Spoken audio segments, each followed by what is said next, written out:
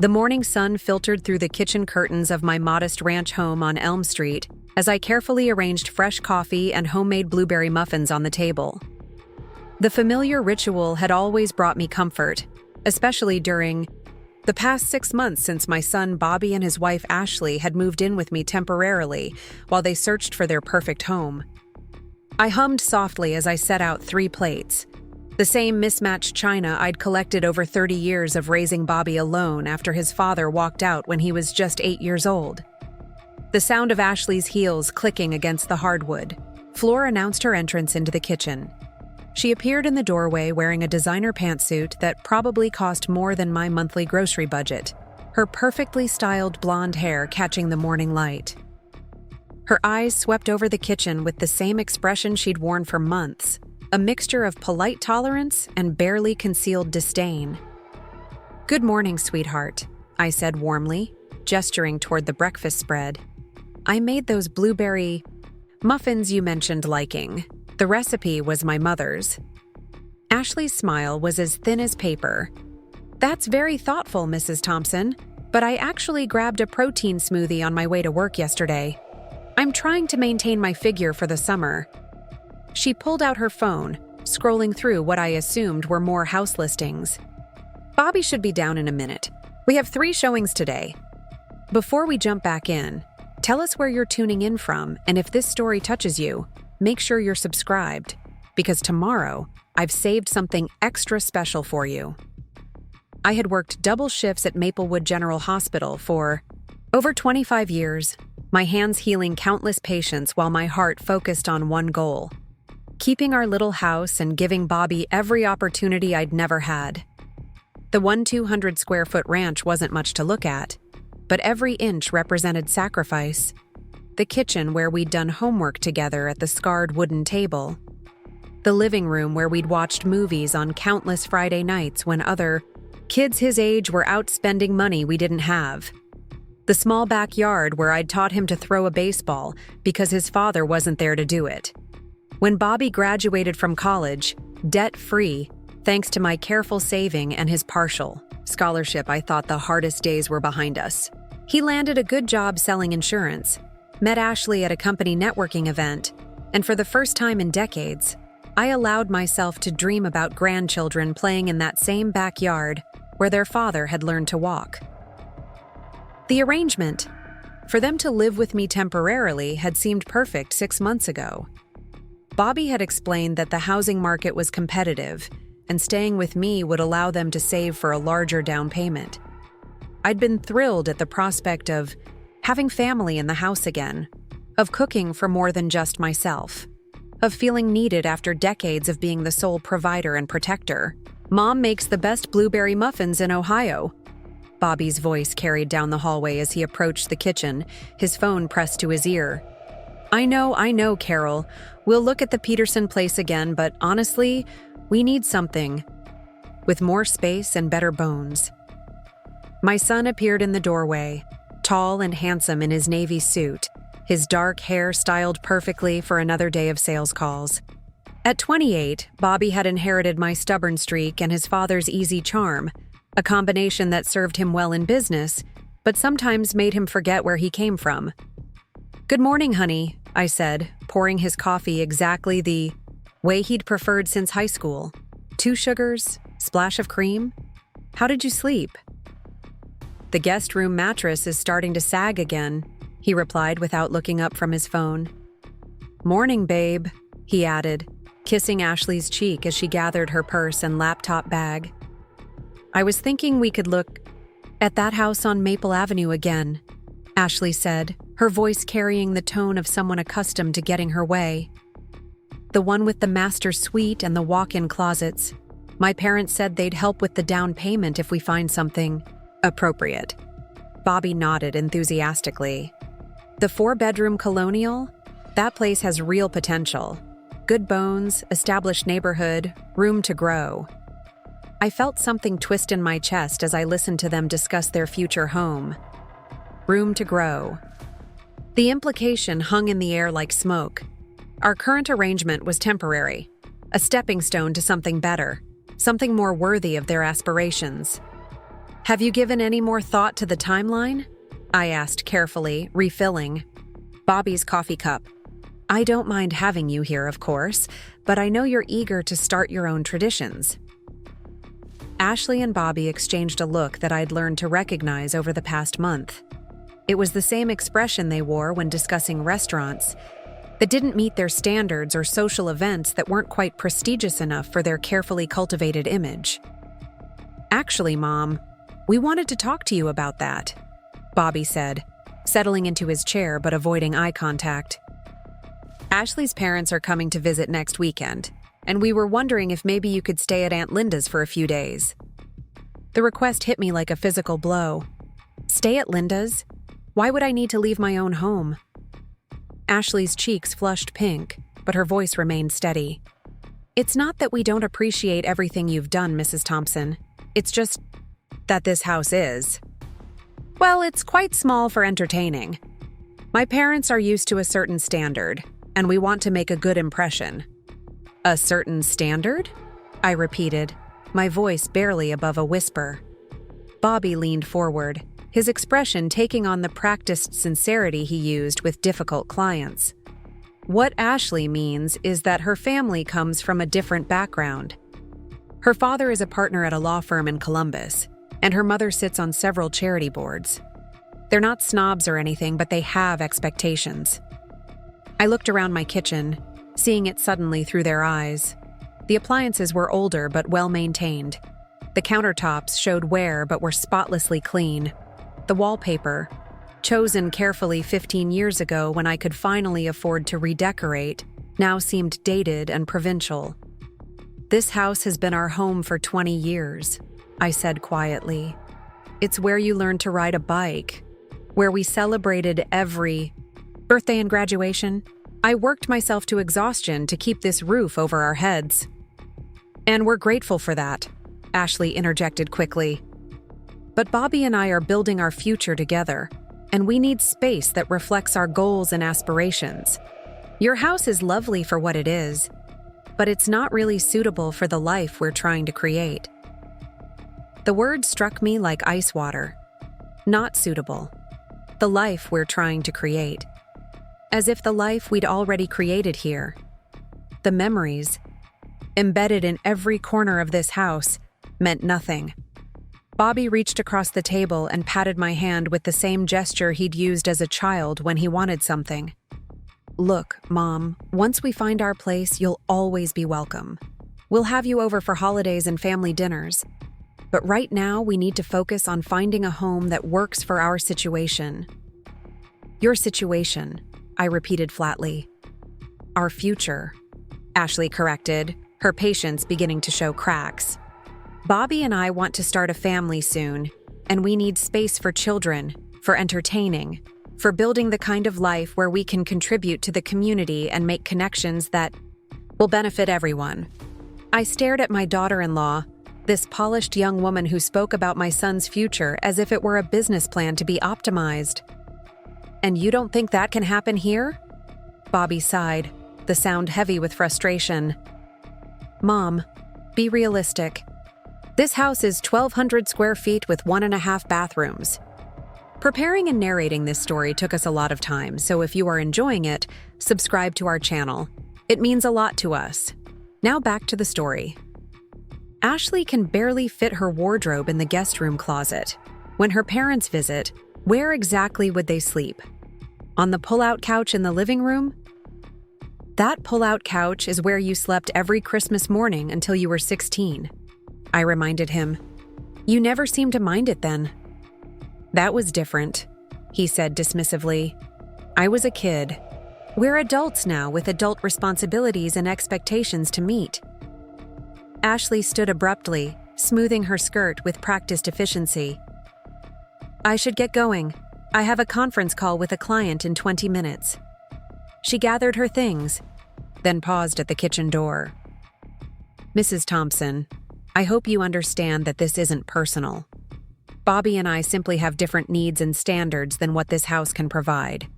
It's not a reflection on you or your efforts. It's just reality. After she left, the kitchen fell silent except for the ticking of the wall clock I'd bought at a yard sale years ago. Bobby finished his coffee while scrolling through his phone, seemingly oblivious to the fact that his wife had just dismissed our family home as inadequate. "She didn't mean anything hurtful by that," he said without looking up. "Ashley's just practical. She grew up in a different environment, and she's used to certain amenities. It doesn't mean she doesn't appreciate what you've done for us." I began clearing the breakfast dishes, my movements mechanical and precise. "What amenities is she missing exactly?" Bobby finally looked up from his phone, his expression suggesting the question was unnecessary. "Mom, come on. The master bedroom is barely big enough for a queen bed. There's no ensuite bathroom, no walk-in closet, no space for a proper office or nursery. The kitchen appliances are from the 90s, and don't get me started on the outdated electrical system." Each criticism felt like a slap. The master bedroom where I'd tucked him in every night after his father left. The kitchen where we'd made Christmas cookies and birthday cakes with whatever ingredients we could afford. The electrical system I'd had updated piece by piece whenever I could scrape together the money. "I see," I said carefully. "So this house that I've spent 20 years turning into a home isn't good enough for the life you're planning." "It's not about good enough," Bobby insisted, though his tone suggested he was growing impatient with my inability to understand. "It's about appropriateness. Ashley's friends and colleagues live in homes that reflect their success and social standing. When we host dinner parties or business events, we need space that makes the right impression." "Dinner parties," I repeated, remembering the countless evenings I'd served Bobby and his high school friends pizza at our kitchen table. How grateful they'd all seemed for a warm place to gather. "Networking is important in our field," he explained, as if speaking to a child. "Ashley's already made connections that could lead to significant opportunities for both of us. But we need to be able to reciprocate hospitality at the same level." I finished loading the dishwasher and turned to face my son. This man I'd raised to be kind and grateful, who now spoke about hospitality as if it were a transaction. "And you don't think I taught you anything about hospitality in this house?" Bobby's expression softened slightly. "Of course you did, Mom. You did an amazing job raising me, especially under the circumstances. But that was a different time, a different situation. Ashley and I are building something bigger." "Something bigger," I echoed. "Bigger than family, bigger than gratitude, bigger than remembering where you came from." "That's not fair," Bobby said, standing and straightening his tie. "I remember exactly where I came from, and I'm grateful for everything you sacrificed. But I'm not going to apologize for wanting more than this. I'm not going to settle for small just because it's what we're used to." The word small hung between us like a judgment. Small house, small dreams, small life. Everything I'd worked so hard to provide, everything I'd been proud of, reduced to a limitation to be overcome. "Your father said something similar the day he left," I said quietly. "He told me he needed something bigger than what our small life could offer." Bobby's face flushed. "That's completely different, and you know it. Dad abandoned his responsibilities. I'm trying to build a future that includes you, just in a different capacity." "What capacity is that exactly?" He checked his watch and grabbed his briefcase from the counter. "As my mother, who I love and respect, but who needs to understand that Ashley and I have our own path to follow, and that path requires a home that fits our lifestyle and goals." After Bobby left for work, I stood alone in my kitchen, surrounded by the silence of a house that had suddenly become too small. Not physically, the dimensions hadn't changed. But somehow, in the space of one conversation, my home had shrunk, in importance, in value, in worthiness to shelter the dreams of the people I loved most. I walked through the living room where Bobby had taken his first steps, past the hallway where I'd marked his height on the doorframe each birthday, into the master bedroom where I'd spent countless sleepless nights worrying about making ends, meet and wondering if I was enough. The house felt different now, smaller somehow, as if their words had actually reduced its square footage. On my dresser sat a framed photo from Bobby's college graduation, the two of us standing in front of this very house, his arm around my shoulders, both of us beaming with pride. He'd insisted on taking the photo here rather than at the ceremony, because, he'd said, this house represented everything we'd accomplished together. Now that same house was an embarrassment, a limitation, a stepping stone to be abandoned as quickly as possible. I sank onto the edge of my bed, the mattress that Bobby had complained about sagging under my weight. The irony wasn't lost on me. I'd spent 30 years making this house a home, and now the person I'd done it all for considered it unworthy of his future. The phone rang, startling me from my thoughts. The caller ID showed my neighbor James Mitchell's number. "Morning, Maggie," his warm voice filled the room. "I hope I'm not calling too early. I wanted to talk to you about something that might interest you." James had lived next door for 15 years, a widower who'd built a successful contracting business after retiring from the Army. He'd always been kind, helping with repairs I couldn't afford to hire professionals for, sharing vegetables from his garden, checking on me during storms. "Not too early at all," I said, grateful for a friendly voice. "What's on your mind?" "I just got off the phone with Carol Henderson from Henderson Real Estate. You know Carol. She sold the Martinez place down the street last month. Anyway, she mentioned something about your property that got me thinking." My heart sank. Had Bobby and Ashley already started making inquiries about selling my house? "What about my property?" "Carol's been getting calls from developers interested in this whole block," James continued, his excitement evident. "Apparently, the city's planning some major development projects, and our neighborhood is prime real estate. She thinks properties, like ours, could be worth significantly more than we ever imagined." "Developers?" I repeated, confused. "The new municipal complex they're building downtown has created a demand for upscale housing within walking distance," James explained. Carol thinks your lot alone could be worth $200,000, maybe more if the right buyer comes along. Add in the house, and you could be looking at a substantial windfall." $200,000. The number seemed impossible. I'd bought this house for $43,000 in 2003, using every penny of my savings and taking on a mortgage that had taken me 15 years to pay off. "James, that seems too good to be true," I said, though my mind was already racing with possibilities. "I know it sounds crazy, but Carol's one of the most honest agents in town. She wouldn't have called if she wasn't serious. In fact, she's putting together a presentation for the city council meeting next week about the development project. She asked specifically about your property because of its location and lot size." After James hung up, I sat staring at the phone, my mind spinning with this unexpected information. My small, inadequate house, the one Ashley and Bobby couldn't wait to escape, might actually be worth a fortune. The irony was bitter and perfect.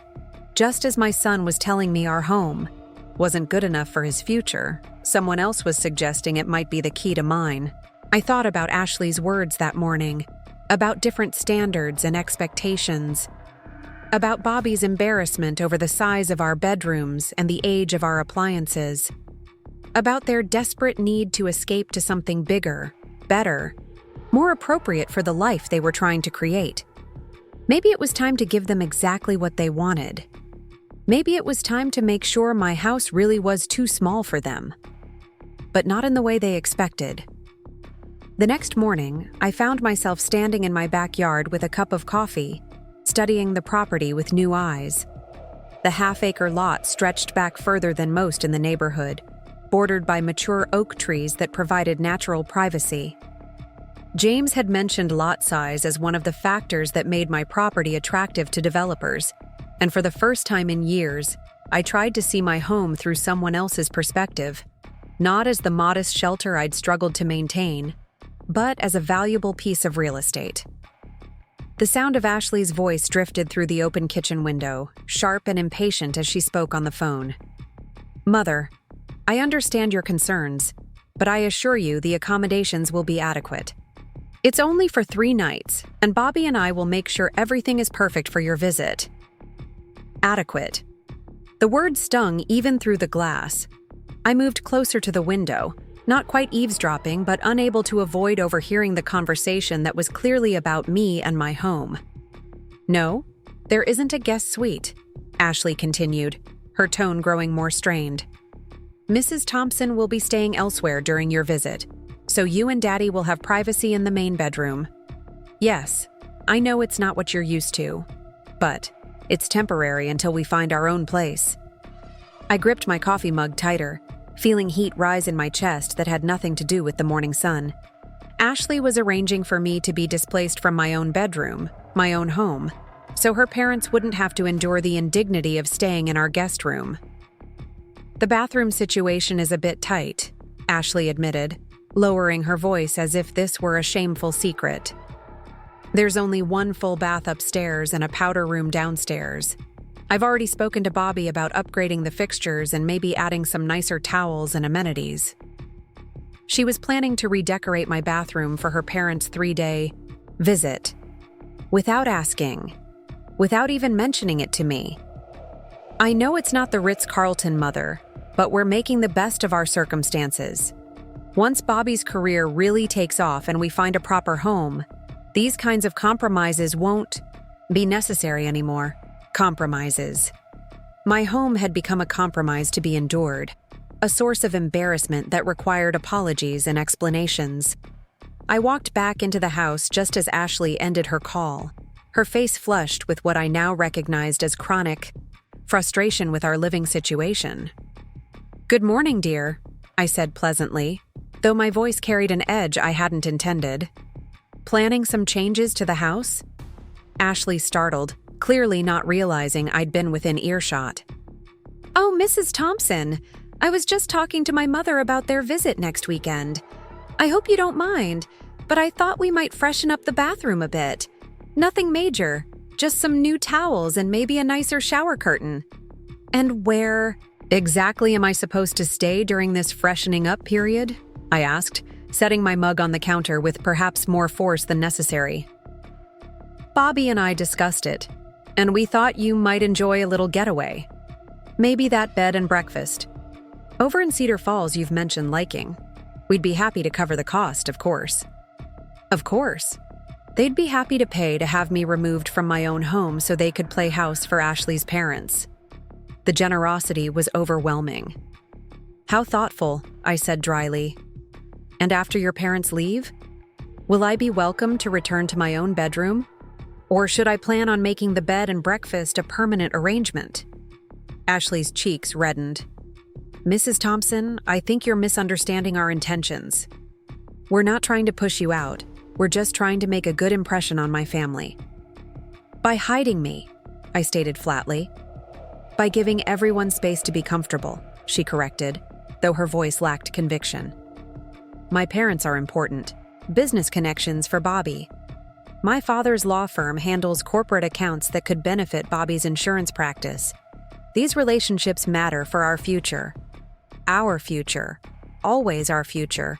Never acknowledging that this was my present. My home, my life being rearranged for their convenience." Bobby appeared in the kitchen doorway, already dressed for another day of house hunting. "Morning, Mom. Ashley told you about the plan for next weekend?" "She mentioned that I'm being evicted so your in-laws won't have to slum it in my guest room," I replied, pouring myself another cup of coffee with deliberate calm. Bobby's expression tightened. "Nobody's evicting you. We're asking for a favor. A small sacrifice so we can make a good impression on Ashley's family." "Another sacrifice," I mused. "How many more sacrifices will be required before you find this perfect house you're looking for?" "Mom, don't be dramatic. It's 3 days. We'll pay for the bed and breakfast, you'll have a nice little vacation, and everyone wins." "Everyone except the person being displaced from her own home," I pointed out. Ashley stepped forward, her professional demeanor sliding into place like armor. "Mrs. Thompson, I understand this is an adjustment, but Bobby and I are building relationships that will benefit all of us long term. My father's connections could open doors for Bobby that might not otherwise be available.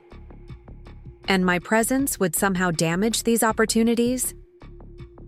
It's not about you personally, Ashley said carefully. It's about presenting the right image.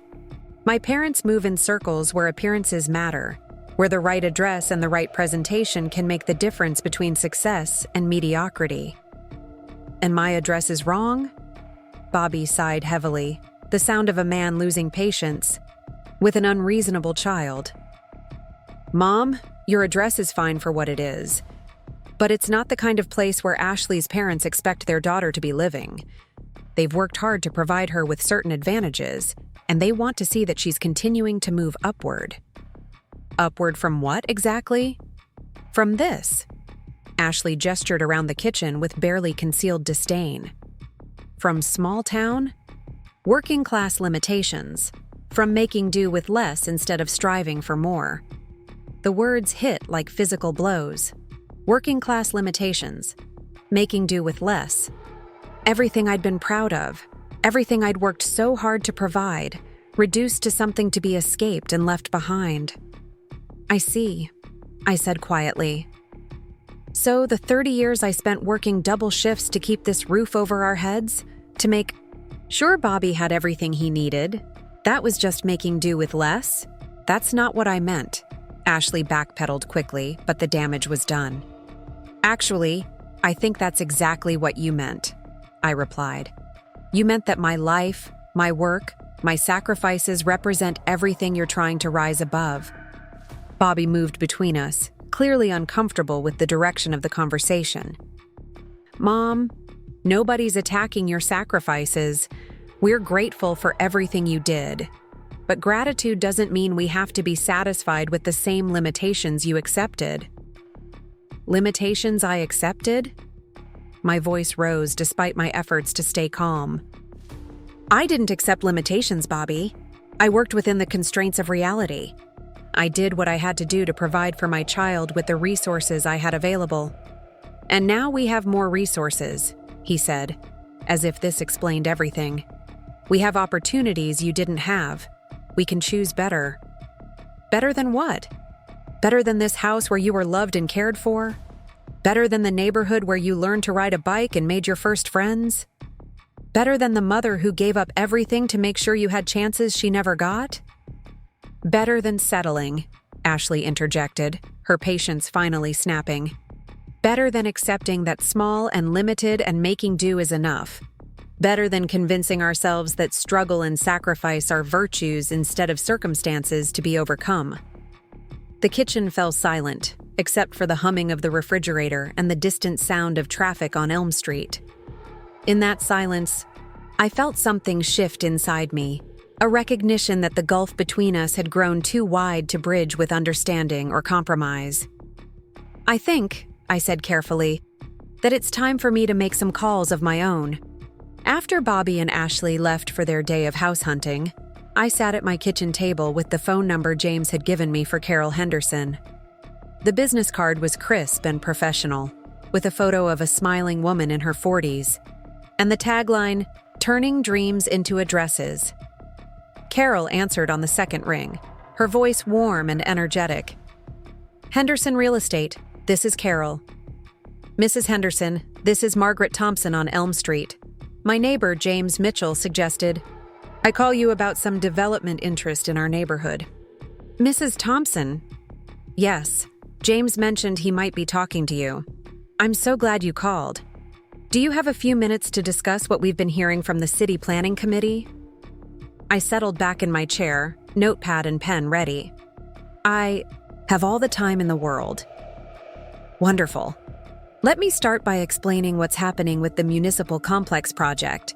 The city has approved a major expansion of the downtown government center, which will include new office buildings, a conference center, and a public plaza. The project is expected to bring in hundreds of new employees and visitors on a daily basis. I took notes as Carol explained the scope of the development, the timeline for construction, and the anticipated impact on surrounding neighborhoods.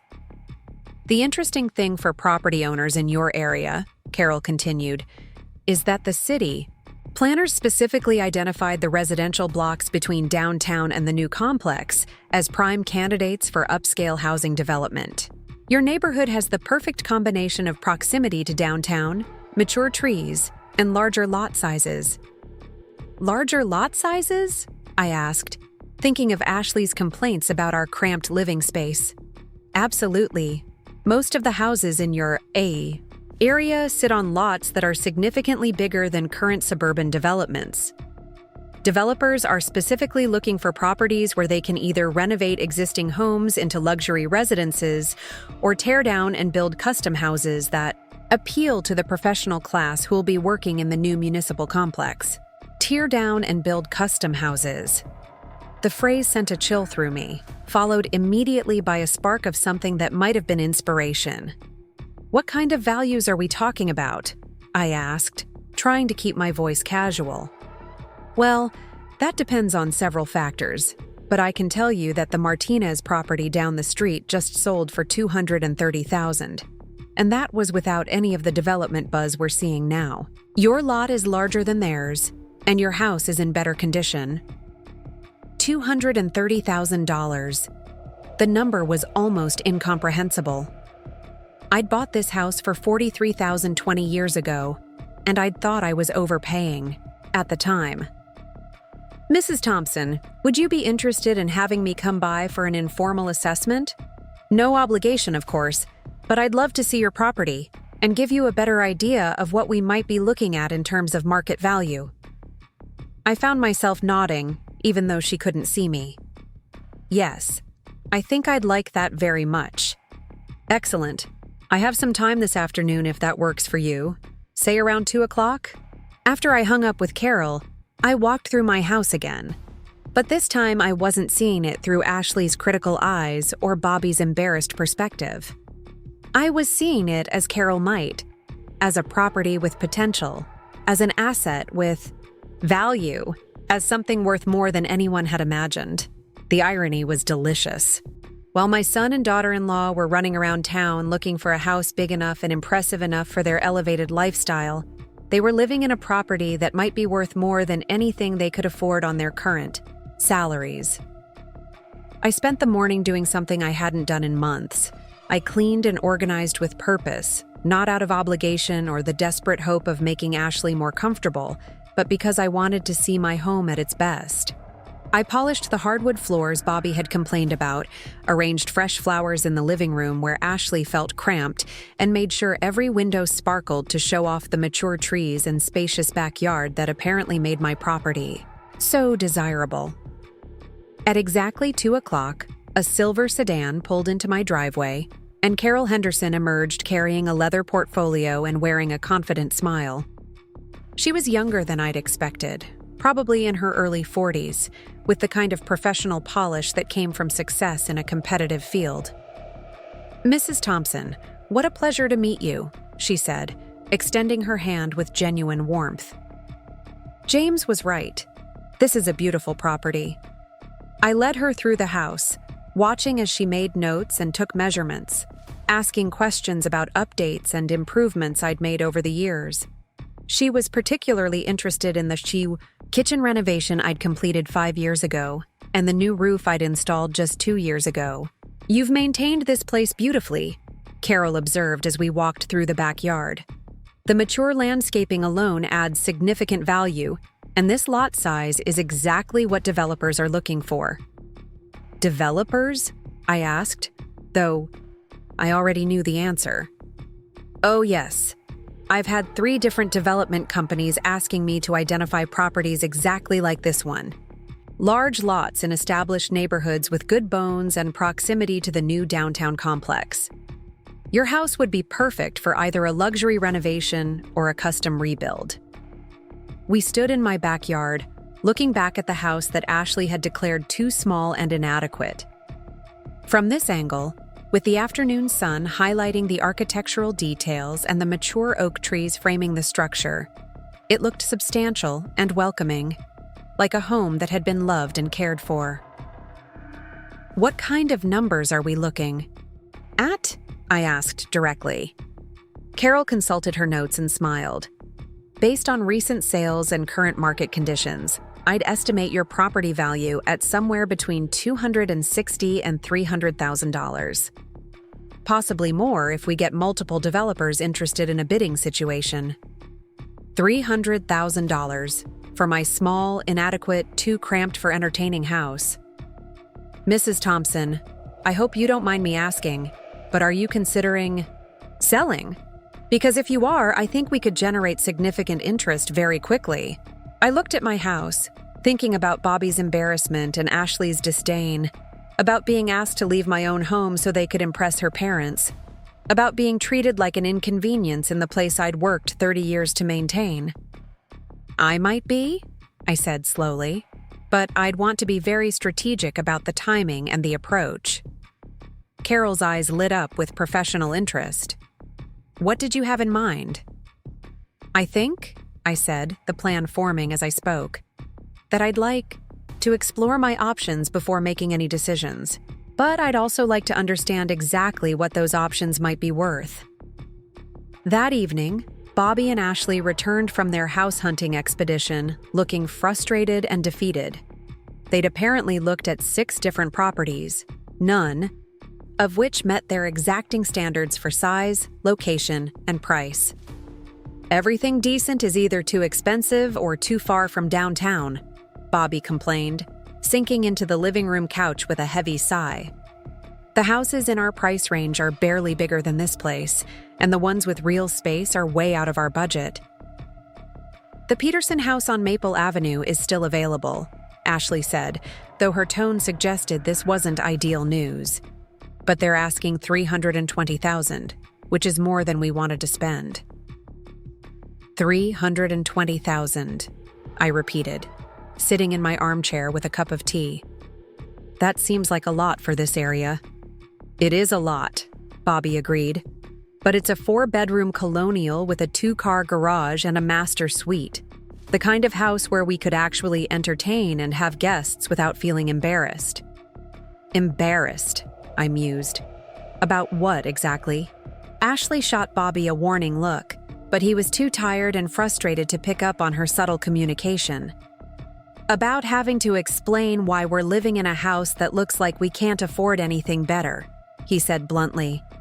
About having 1 bathroom for 4 adults when Ashley's parents visit. About not having space for a proper dining room or home office. I see, I said calmly. So you'd be willing to pay $320,000 to avoid that embarrassment? If we could afford it, absolutely, Ashley said. But that's more than Bobby makes in 4 years, even with commission bonuses. The mortgage payments would be astronomical. I sipped my tea thoughtfully, letting the number settle in the room. $320,000. Exactly the range Carol had quoted for my property value. Have you considered, I said carefully, that you might already be living in a house worth that much? Bobby laughed, but it wasn't a happy sound. Mom, I love this place for sentimental reasons, but let's be realistic.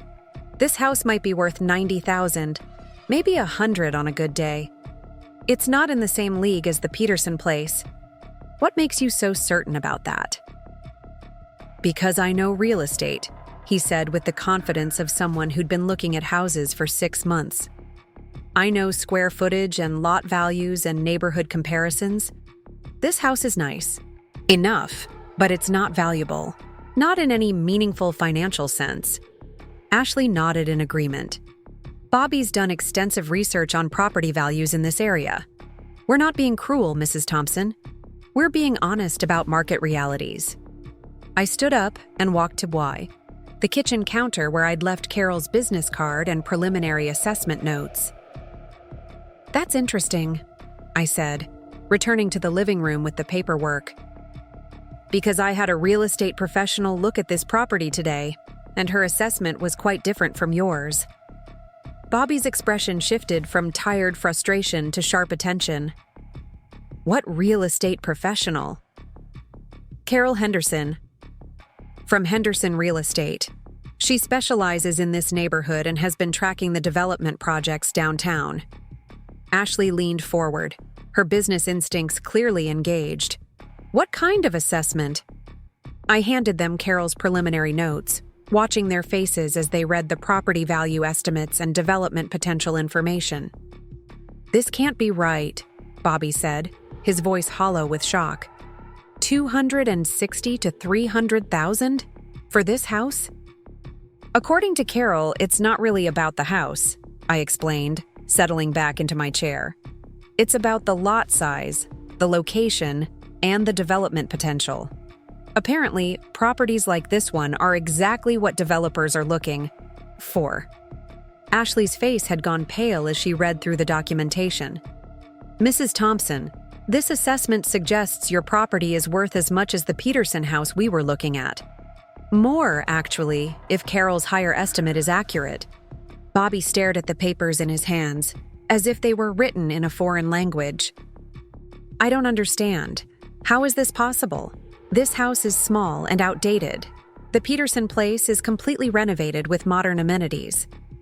Perhaps, I suggested gently, size and amenities aren't the only factors that determine value. The room fell silent as the implications sank in. Bobby and Ashley had spent months complaining about living in a house they considered beneath their standards, never realizing they were sitting on a property worth more than they could ever hope to afford on their own.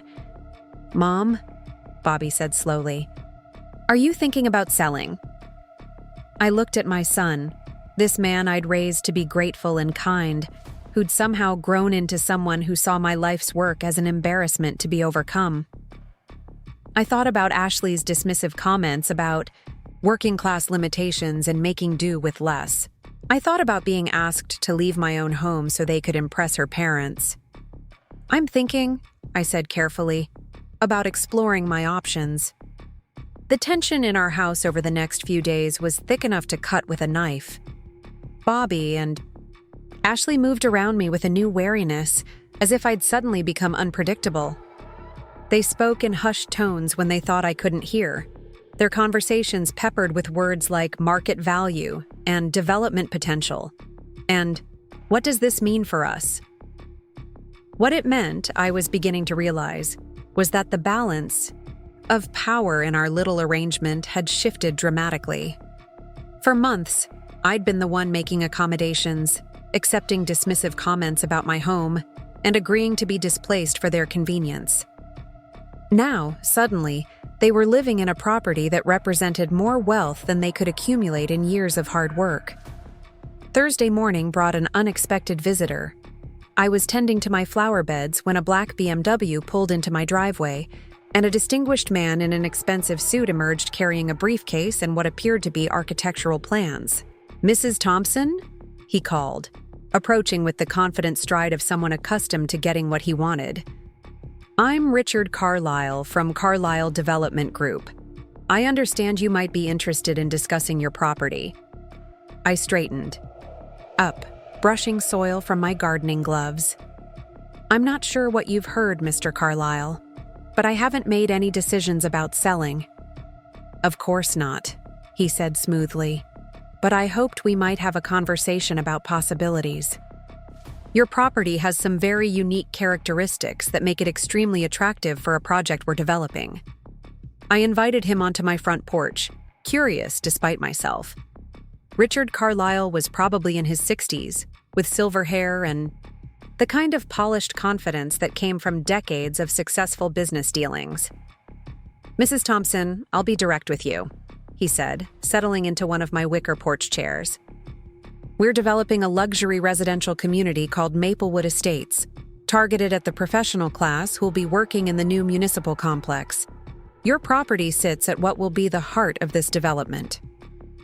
He spread the architectural plans across my porch table, revealing detailed drawings of elegant homes with manicured lawns and tree-lined streets.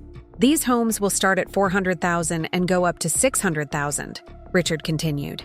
The kind of residences that attract doctors, lawyers, business executives, people who appreciate quality and are willing to pay for it.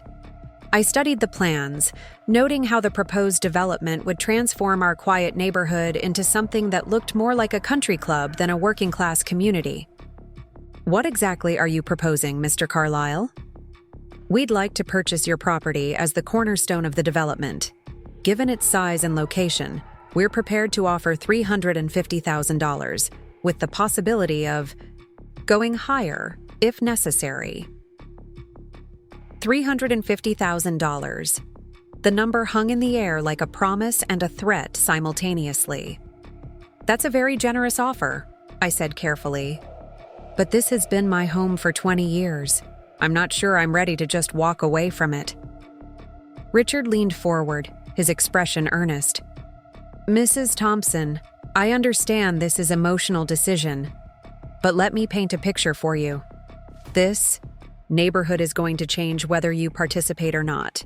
Property values are already rising, property taxes will follow, and within 5 years, you'll be surrounded by homes worth $500,000 or more.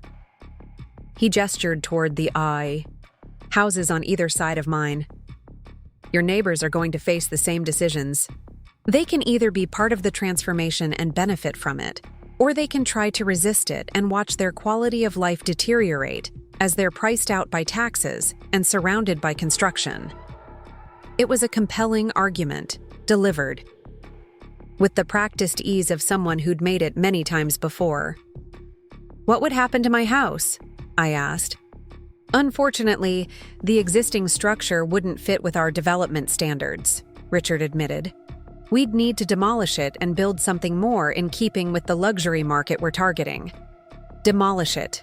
My home, where I'd raised Bobby, where every room held memories of birthdays and bedtime stories and quiet moments of triumph over financial hardship, would be torn down to make room for something more expensive.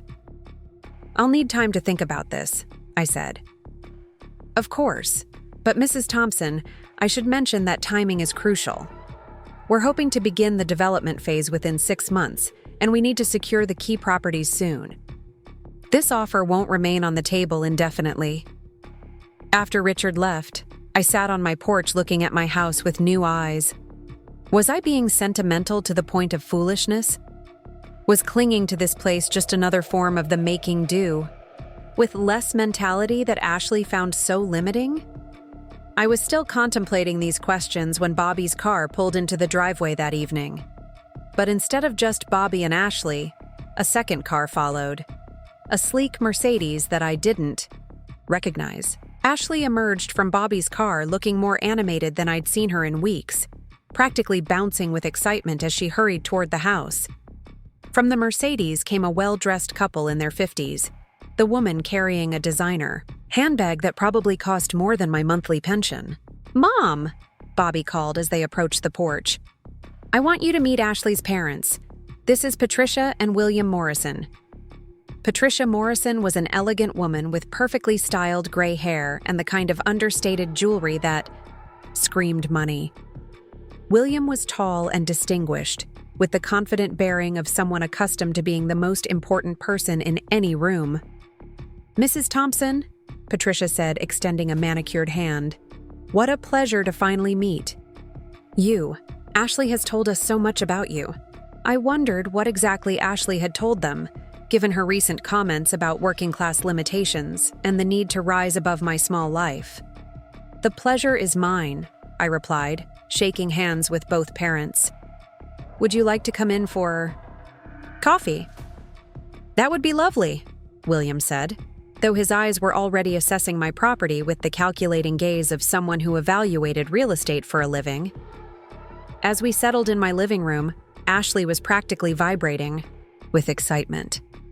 Mrs. Thompson, I hope you don't mind, but I told my parents about the property assessment. They have some experience with real estate investments, and I thought they might have some advice. Patricia Morrison looked around my living room with the kind of polite interest that barely concealed critique. Ashley mentioned that you've discovered your property has significant value. That must have come as quite a surprise. It did, I admitted. I had no idea the neighborhood was attracting this kind of development interest. William leaned forward, his expression becoming more businesslike. Mrs. Thompson, I'll be frank with you. I've been in commercial real estate for 30 years, and what you're describing sounds like a classic gentrification scenario. Early investors and developers move in, property values spike temporarily, and longtime residents either cash out or get priced out. What do you think I should do? Sell, he said without hesitation. Sell quickly, before the market gets saturated and the bubble bursts. Take the money and invest it properly. Maybe buy something smaller and a more stable. Patricia nodded in agreement. William's absolutely right. This kind of windfall doesn't come along often, especially for people in your circumstances. People in my circumstances. There it was again. That polite way of saying I didn't belong in the same financial league as people like them. Actually, Ashley interjected, her eyes bright with possibility. I had another idea. Mrs. Thompson, what if instead of selling to strangers, you sold the property to Bobby and me? The suggestion landed in the room like a small bomb. Bobby looked startled, as if this was the first he'd heard of Ashley's plan. Sell to you? I repeated slowly. Think about it, Ashley continued, her voice taking on the persuasive tone she used in her marketing job. You'd get the financial benefit of the sale, we'd get the property we need to build our future, and everyone stays in the family. William Morrison's eyes sharpened with interest. That's actually quite clever. Ashley, Mrs. Thompson, if you sold to Bobby and Ashley, you could structure the deal to be advantageous for everyone. They could get financing based on the property value, you could get your money, and they could either renovate the existing house or build something new. Something new, I said quietly, thinking of Richard Carlisle's development plans. Exactly, Patricia said. Ashley and Bobby could build the kind of home that reflects their potential and provides the space they need for entertaining and starting a family. I looked at Bobby, who seemed to be processing this idea in real time. What? Do you think about this plan, son? Bobby glanced between Ashley and her parents, clearly feeling pressure to respond enthusiastically. It's interesting, he said carefully, though I'm not sure how we'd qualify for a mortgage large enough to buy a $300,000 key property. That's where family support comes in, William said with the confidence of someone who'd solved bigger problems than this. Patricia and I could co-sign the loan, maybe help with the down payment. It's an investment in our daughter's future. Ashley beamed at her parents, then turned to me with hopeful eyes. Mrs. Thompson, would you consider it? It would solve everyone's problems. You'd get the financial security you deserve, and Bobby and I could finally have the space and setting we need. I felt a familiar sensation, the pressure to accommodate, to sacrifice my own needs for the happiness of others, to make things easier for everyone else regardless of what it cost me. Where would I live? I asked. Oh, we've thought about that too, Ashley said quickly. There are some lovely senior communities in the area, places where you wouldn't have to worry about maintenance and upkeep, where you'd have activities and social opportunities with people your own age. Senior communities, people my own age. They were discussing my future as if I were already too old and incapable to make my own decisions. You've really thought this through, I observed. We just want what's best for everyone, Ashley said earnestly. You've sacrificed so much for Bobby already. This would be your chance to finally enjoy the benefits of those sacrifices. Patricia Morrison leaned forward, her expression warm but calculating. Mrs. Thompson, at your age, do you really want to be dealing with the stress of a major sale, finding a new place to live, managing a large sum of money? This way, everything stays simple and family-oriented. At my age, as if being 62 meant I was incapable of handling my own affairs. I appreciate all of you thinking about my welfare, I said slowly. But I think I need to understand all my options before making any decisions. William's expression became more serious. Mrs. Thompson, I hope you'll forgive me for being direct, but time is a factor here. These development booms don't last forever. If you wait too long, you might miss the window entirely. And if Ashley and Bobby are going to get financing, Patricia added, they'll need to move quickly too. Lenders are more likely to approve loans in a rising market than in an uncertain one. I felt the familiar weight of other people's expectations, the subtle pressure to make the choice that would make everyone else happy and comfortable. For 30 years, I'd been making those choices, putting Bobby's needs ahead of my own, sacrificing my comfort for his opportunities. But something had changed in me over the past week. Maybe it was the realization that my small house was worth more than anyone had imagined. Maybe it was the understanding that I'd been accepting less than I deserved for so long that I'd forgotten I had other options. I'll definitely consider it, I said diplomatically. But I'd like to explore a few other possibilities first. After Ashley's parents left, promising to send information about mortgage pre-approval and senior living communities, I found myself alone with Bobby and Ashley in my living room. The atmosphere was charged with tension and unspoken expectations. "Mom?" Bobby said, settling onto the couch with the careful manner of someone approaching a delicate negotiation. "What did you think of Ashley's idea?" "I think it's very creative," I replied honestly, "though I'm curious about something. 6 months ago, when you first moved in here, you told me this house was too small for your needs. Now, suddenly it's suitable for building your future?" Ashley's cheeks reddened slightly. Well, we'd obviously make significant changes, renovations, additions, maybe even tearing down and rebuilding entirely. "Tearing down my house," I said flatly. "Not your house," Bobby corrected quickly. "Our house. Once we bought it from you, it would be ours to modify as we saw fit." "I see. So you'd pay me for my house, then destroy it and build something that met your standards." "We'd create something better," Ashley said defensively. "Something that would work for a modern family with contemporary needs. And something that would impress your friends and colleagues," I added. "There's nothing wrong with wanting to live somewhere you can be proud of," Bobby said, his tone becoming more strained. "You taught me to work hard and strive for better things. Did I teach you that better things required destroying what came before?" Ashley stood up abruptly, her patience finally wearing thin. "Mrs. Thompson, I don't understand why you're being so resistant to this idea. We're offering you a solution that benefits everyone. You'd get financial security, we'd get the property we need, and everything would stay in the family." "Everything except the actual house where Bobby grew up," I pointed out. "Houses are just structures," Ashley said dismissively. "Families create homes wherever they choose to build them." I looked at my daughter-in-law, this young woman who spoke about homes as if they were interchangeable commodities, and felt the final pieces of understanding fall into place. "You're absolutely right," I said calmly. "Families do create homes wherever they choose to build them." Bobby looked relieved, apparently thinking I was agreeing to their plan. "So, you'll consider selling to us?" "I'll consider all my options," I replied, "including some you might not have thought of." That night, I lay in my bed. The bed Ashley wanted to redecorate for her parents, in the room Bobby found too small, for his aspirations, and thought about choices.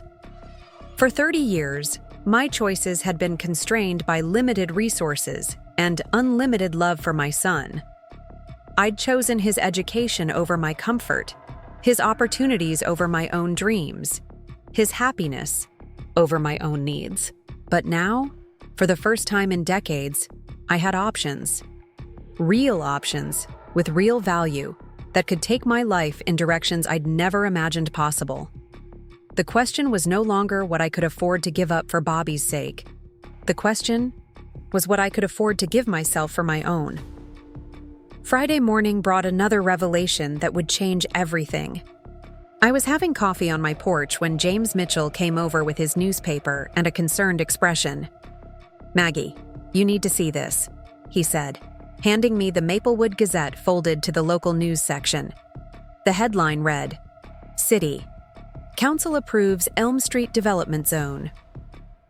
Below it was an article detailing the official designation of our neighborhood as a priority development area, complete with tax incentives for developers and expedited permitting for luxury housing projects. But what caught my attention was a smaller article in the sidebar. Local teacher honored at state education conference. There was a photo of a woman about my age receiving an award, with a caption that read, "Margaret Thompson, retired RN and volunteer literacy coordinator, received the Outstanding Community Service Award for her work establishing reading programs in underserved communities." I stared at the newspaper, confused. "James, this says the award went to Margaret Thompson." "That's what caught my eye," he said, settling into the chair beside me. "I thought it might be you, but the article says this Margaret Thompson is from Springfield. Still, quite a coincidence." I read the article more carefully. The Margaret Thompson from Springfield had started literacy programs in 3 different communities, working with children whose parents struggled with reading. She'd been volunteering for 15 years and had recently received a grant to expand her programs statewide. "You know," James said thoughtfully, "this sounds like something you'd be good at. All those years working with families at the hospital, helping them understand medical information and navigate paperwork. You've always been good at explaining complicated things in ways people could understand." I folded the newspaper, but kept thinking about the article. Here was another Margaret Thompson, another woman who'd built something meaningful with her skills and experience. She hadn't waited for permission or opportunity. She'd created her own purpose. "James," I said slowly, "what do you know about the city's literacy programs?" "Not much, but I know they've been struggling. Budget cuts eliminated a lot of the adult education classes at the community center. Why?" "Just curious," I replied, but my mind was already working on possibilities I hadn't considered before. That afternoon, I made a call to the Maplewood Community Center and asked to speak with whoever coordinated their educational programs. I was transferred to a harried-sounding woman named Linda Parker, who explained that they'd had to cut most of their adult literacy and ESL classes due to funding shortages. "It's heartbreaking," Linda said. "We have a waiting list of over 50 people who need these services, but we just don't have the resources to serve them." "What would it take to restart the programs?" I asked. "Funding, primarily, and qualified instructors. We need people with teaching or healthcare backgrounds who can work with adults who might be embarrassed about their reading levels or English skills." After I hung up, I sat in my kitchen thinking about choices and possibilities. I could sell my house to Bobby and Ashley, let them tear it down and build their dream home while I moved to a senior community to wait quietly for the end of my life. I could sell to Richard Carlisle's development company and take the money to live more comfortably, but without purpose. Or I could create a third option, one that used my newfound resources to build something meaningful for myself and my community. That evening, as Bobby and Ashley returned from another day of house hunting, I was ready to share some news of my own. "How did the house hunting go today?" I asked as they settled into the living room. "Frustrating," Bobby admitted. "Everything in our price range needs major work, and everything that's move-in ready is out of our budget. Which is why the family arrangement makes so much sense," Ashley added pointedly. "We could have the property we need, you could have the financial security you deserve, and everyone would be happy." "Actually," I said, setting down my teacup, "I've been thinking about what would make me happy." Bobby looked up with interest. "What do you mean?" "I mean that for 30 years I've made decisions based on what you needed or wanted. I think it's time I considered what I might want for the rest of my life." Ashley's expression became wary. "What are you thinking about?" "I'm thinking about the fact that I'm 62 years old, in good health, with skills and experience that could be useful to my community. I'm thinking that maybe I don't want to retire to a senior center and wait around to die." "Mom, nobody's asking you to wait around to die," Bobby said, though his tone suggested he wasn't entirely sure what I was getting at. "Good," I replied. Because I've been exploring some options that might surprise you.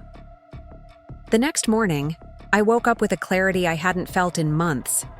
While Bobby and Ashley slept in what they considered my inadequate guest room, I sat at my kitchen table with a legal pad, making lists and phone calls that would change everything for all of us. My first call was to Carol Henderson. Carol, it's Margaret Thompson. I'd like to set up a meeting to discuss selling my property, but I have some specific conditions I'd like to explore. Of course, Mrs. Thompson. What did you have in mind? I want to understand my options for selling while maintaining some control over what happens to the land. Are there any legal structures that would allow me to sell, but place restrictions on future development? Carol was quiet for a moment. That's an interesting question. There are conservation easements, historical preservation requirements, deed restrictions. What specifically are you trying to accomplish? I'm trying to ensure that whatever happens to my property serves the community that's been my home for 20 years, not just the developers who want to profit from it. After my conversation with Carol, I called Linda Parker at the community center back. Linda, it's Margaret Thompson. I called yesterday about the literacy programs. I have a proposition for you. I'm listening. What if I told you I could fund the restart of those programs and provide a permanent location for them? What would that look like? Linda's voice rose with excitement. Mrs. Thompson, are you serious? Because with proper funding and space, we could serve not just Maplewood, but the surrounding communities. We could offer adult literacy, ESL classes, GED preparation, even computer skills training. How much space would you need? Ideally, maybe 1,500 to 2,000 square feet, enough for multiple classrooms, a small library, and administrative space. I looked around my kitchen, calculating square footage in my head. Linda, would you be available to meet with me? This afternoon? I'd like to show you something. By the time Bobby and Ashley emerged for breakfast, I had 3 meetings scheduled and a plan that would either solve all our problems or create entirely new ones. You're up early, Ashley observed, noting the legal pad covered with my handwriting. I've been busy, I replied, pouring coffee for both of them. I have some news that I think will interest you. Bobby settled into his chair, already reaching for his phone to check the day's house listings. Good news, I hope. We're running out of options in our price range. Actually, your price range is about to become irrelevant, I said, sitting down across from them with my own coffee. Ashley looked up sharply. What do you mean? I mean, I've decided to sell the house. Bobby's face lit up with relief and excitement. That's fantastic, Mom. When do you want to start the paperwork with my mortgage broker? Oh, I'm not selling. To you, I said calmly, taking a sip of my coffee. The silence that followed was profound. Ashley set down her coffee cup with a small clink that seemed unnaturally loud. I'm sorry, what? Bobby asked, his voice carefully controlled. I said I'm not selling the house to you. I've accepted an offer from Carlisle Development Group for $350,000. Ashley's mouth fell open. Mrs. Thompson, you can't be serious. We had an agreement. Actually, we had a conversation. A conversation in which you made it clear that my house wasn't suitable for your needs and would require complete demolition and rebuilding to meet your standards. Bobby leaned forward, his expression becoming urgent. Mom, please think about this rationally. If you sell to strangers, you'll lose all connection to the property. If you sell to us, it stays in the family. A family that would tear it down and build something completely different, I pointed out. A family that spent months telling me how inadequate and embarrassing this house is. We never said it was embarrassing, Ashley protested, though her cheeks were flushing red. You said it wasn't suitable for the life you were trying to create. You said it represented working-class limitations you needed to rise above. You asked me to leave my own bedroom so your parents wouldn't have to endure the indignity of staying here. Bobby ran his hands through his hair, a gesture I recognized from his childhood when he was frustrated and trying to think his way out of trouble. Mom, If we said things that hurt your feelings, we're sorry. But don't make a decision. This big based on wounded pride. Wounded pride? I repeated, feeling my carefully maintained calm begin to crack. Bobby, this isn't about wounded pride. This is about finally understanding my own worth. Ashley stood up abruptly, pacing to the kitchen window. Mrs. Thompson, if this is about money, we can match whatever Carlisle offered. My parents said they'd help with financing. It's not about money, I said firmly. It's about respect. It's about recognizing that I've spent 30 years sacrificing my own needs for other people's happiness, and I'm done. So you're punishing us? Bobby said, his voice taking on the petulant tone I remembered from his teenage years. I'm not punishing anyone. I'm making a choice that serves my own interests for once in my life. Ashley turned back from the window, her professional composure finally cracking. Your own interests? What about Bobby's interests? What about the fact that he's your son and this sale could change his entire future? His future was never my responsibility to fund, I replied. I already gave him everything I had to give him a good start in life. I worked double shifts to keep him in good schools. I sacrificed my own comfort to pay for his college. I gave him a debt-free start as an adult. I don't owe him a $300,000 property as well. Bobby's face was getting redder by the minute. I never asked you to sacrifice anything for me. You didn't have to ask. I did it because I was your mother and I loved you. But somewhere along the way, you started seeing my sacrifices as your entitlements. That's not fair, he said hotly. What's not fair is expecting me to continue sacrificing for your convenience while treating my life's work as something to be ashamed of and discarded.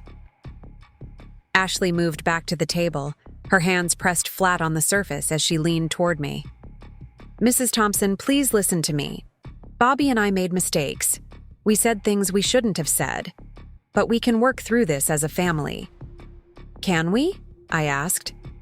Because working through it as a family would require you to acknowledge that this house, my house, has value beyond what it can provide for your plans. Of course it has value, Bobby said desperately. Sentimental value, emotional value, family history value. But not enough value to live in without being embarrassed. Not enough value to let your in-laws stay in without apologizing for the accommodations. Not enough value to preserve when you could tear it down and build something better. The truth hung in the air between us, undeniable and uncomfortable. For months, they had made it clear that my home was inadequate for their needs. Now that it represented significant financial value, they wanted to claim it as family property. Mom, Bobby said, his voice becoming pleading. What can we do to fix this? Tell me what you want and I'll make it happen. I looked at my son, this man I'd raised to be honest and grateful, who was now bargaining for access to my assets as if they were his birthright. What I want, I said slowly, is for you to understand that I'm not just your mother. I'm a person with my own dreams and goals and the right to make my own choices about my own life. We understand that, Ashley said quickly. We absolutely understand that. Do you? Because 3 days ago, you were planning to redecorate my bathroom and displace me from my own bedroom for your parents' convenience. You were discussing my need for senior living communities as if I were already incompetent to manage my own affairs. Bobby and Ashley exchanged a look that I recognized, the same look they'd been giving each other for months when they thought I was being unreasonable or difficult. Mrs. Thompson, Ashley said carefully, I think you're misunderstanding our intentions. We never meant to make you feel unwelcome in your own home. Then why? I asked, standing up and walking to the counter where I'd left Carol's business card and Richard Carlisle's development plans. Did you spend so much energy convincing me that this home wasn't good enough? I returned to the table with the paperwork and spread it out for them to see. Here's what Richard Carlisle plans to do with my property. He's going to tear down my house and build a 4,000 square foot luxury home that will sell for $600,000. Bobby stared at the architectural plans, his face pale. 600,000? That's right. My small, inadequate, too cramped for entertaining house sits on land that's worth enough to support a $600,000 home. Ashley sank back into her chair, the full implications hitting her. We had no idea. You had no idea, because you never bothered to find out. You were so busy being embarrassed by what I had that you never considered it might be worth more than you imagined. Mom, if we had known, Bobby began. If you had known what? You would have treated me with more respect. You would have valued my home and my choices differently. That's exactly the problem, Bobby. Your respect for me shouldn't be contingent on my financial worth. The kitchen fell silent except for the ticking of my wall clock and the distant sound of traffic on Elm Street. Bobby and Ashley sat staring at the development plans, finally understanding what they'd dismissed so casually. What happens now? Bobby asked quietly. Now, I said, settling back into my chair. I tell you about the choice I've actually made. They both looked up, hope flickering in their eyes. I'm not selling to Carlisle Development, I continued, and watched relief wash over their faces. But I'm also not selling to you. The relief disappeared, replaced by confusion. Instead, I'm donating the property to the Maplewood Community Foundation to establish a permanent adult literacy and education center. The silence that followed was absolute. Bobby and Ashley stared at me as if I'd announced I was planning to fly to the moon. You're donating it? Ashley whispered. The foundation will pay me fair market value for the property, but instead of taking the money myself, I'm establishing an endowment that will fund educational programs for adults who need literacy training, ESL classes, GED preparation, and job skills development. Bobby's voice was barely audible. You're giving away $350,000? I'm investing $350,000 in something that will matter long after I'm gone. Something that will help people in this community build better lives for themselves and their families. Ashley shook her head in disbelief. Mrs. Thompson, that money could secure your future. You could live comfortably for the rest of your life. I am living comfortably, I replied. I have a pension from my nursing career, I have Social Security, and I have this house which I'll continue to live in as the director of the new education center. Director, Bobby repeated. The Community Foundation has offered me a position overseeing the literacy programs. It's part-time, paid work that will use my healthcare background and communication skills to help adults who struggle with reading and basic education. I watched as the full scope of my decision sank in. Not only was I not selling them my property, I was using its value to create something that would benefit strangers rather than family. I don't understand, Ashley said, her voice strained. Why would you choose to help random people instead of your own family? Because, I said gently, for 30 years, I've been helping my own family. I've given everything I had to make sure Bobby had opportunities I never got. Now it's time for me to help other people who need the same kind of support I once needed. Bobby leaned back in his chair, his expression shifting from shock to something that might have been admiration. Mom, this is actually incredible. You're going to change people's lives. Ashley, however, looked stricken. But what about us? What about our plans? What about the house we were going to build? I turned to face her directly. Ashley, you're both young, educated, and employed. You have family support and financial backing from your parents. You have every advantage Bobby and I never had. You don't need my house to build your future. You can build it yourselves. But it would have been so much easier, she said, tears forming in her eyes. Easier, yes, but not necessarily better for your character or your appreciation of what you accomplish. Bobby was quiet for a long moment, studying the development plans and foundation paperwork. When does this all happen? The paperwork is already in motion. The Community Foundation is expediting the process because there's such a need for these services. We should be able to start offering classes within 3 months. And you'll live here? In the house? I'll live in part of the house.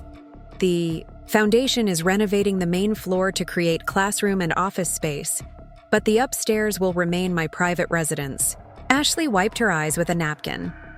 Mrs. Thompson, I owe you an apology. We've been so focused on what we wanted that we completely lost sight of what you might want for yourself. Thank you for saying that, I replied. But Ashley, this isn't about punishment or revenge. This is about purpose. For the first time in 30 years, I have the opportunity to create something meaningful with my own name on it. Bobby reached across the table and took my hand. Mom, I'm proud of you, and I'm ashamed of how we've been acting. You don't need to be ashamed. You need to learn from it. What can we do to make things right? I squeezed his hand. You can support what I'm doing. You can be proud of having a mother who's still building something meaningful at 62 instead of just waiting around to die. Over the following weeks, as word spread through Maplewood about the new education center, I discovered something wonderful. I wasn't the only person in town who had been underestimated. James Mitchell turned out to have construction skills that were perfect for the renovation project. Dr. Patricia Wells from the hospital where I'd worked offered to teach basic health literacy classes. Tom Bradley from the city council helped navigate the permitting process and connected us with additional funding sources. Most surprisingly, Bobby and Ashley asked if they could volunteer with the program. Bobby's insurance background made him valuable for teaching financial literacy, and Ashley's marketing skills helped us develop outreach programs to connect with people who needed our services. The Margaret Thompson Adult Learning Center opened 4 months later, housed in my beautifully renovated home on Elm Street.